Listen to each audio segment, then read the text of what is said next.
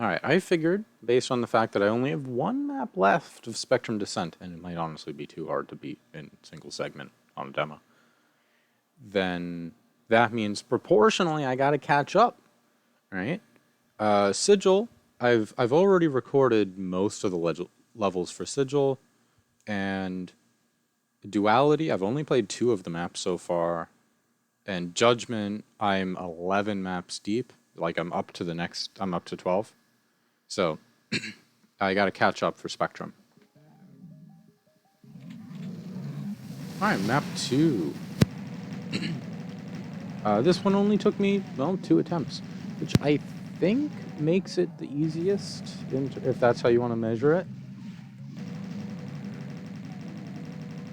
There's a bunch of, like, overworld incidental encounter stuff, but the, hardest part is this arena fight, which we'll get to when we get to.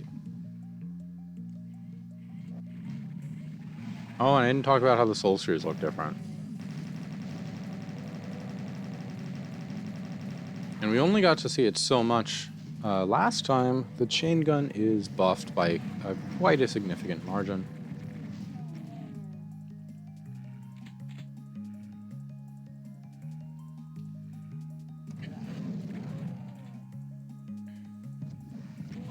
Yeah, that's how it wasn't my first, it wasn't like a million tries to beat this, that I just forgot there was a Pain Elemental chain gunner trap there.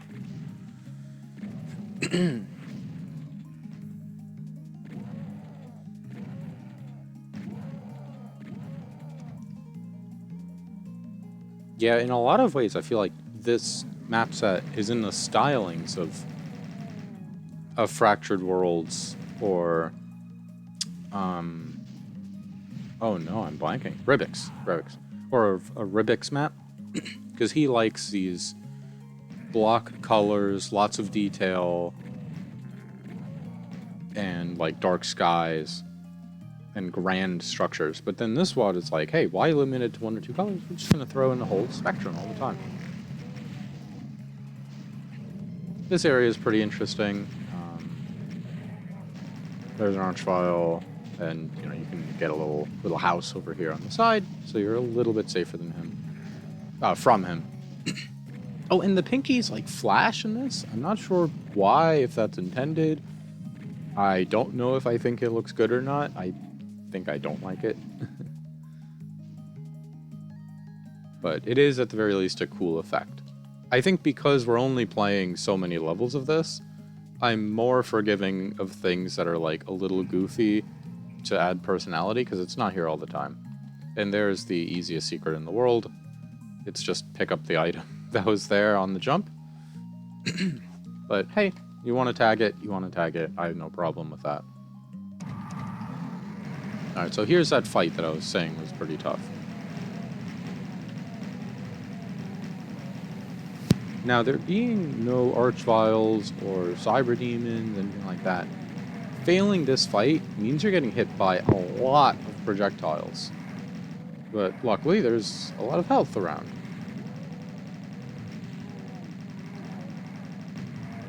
So you spam chain gun, and you should be okay.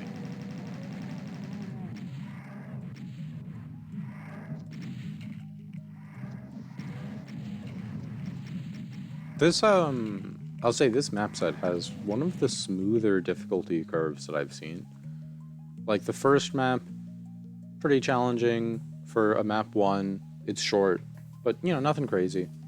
Then, I think as a lot of map 2s tend to. Pretty easy. And then we'll see the next couple of maps are harder, but still very manageable for the most part.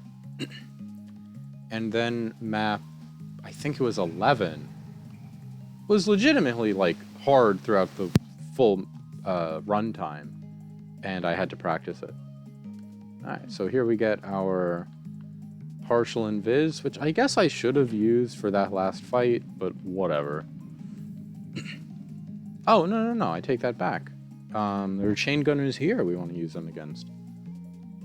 Now, let's just say I'm strategically running down the clock here. so that my partial invis runs out as the zombies die, rather than when the bruisers are here. Which of course didn't happen. At this point in my playthrough of this map set, I didn't realize that bruisers didn't actually shoot regular rockets, so that was a really stressful fight for me. But knowing now they don't shoot full rockets, only about 80 damage, I'm not going to get hit twice there, essentially. But still, cool map. That was like an IWAD difficulty map.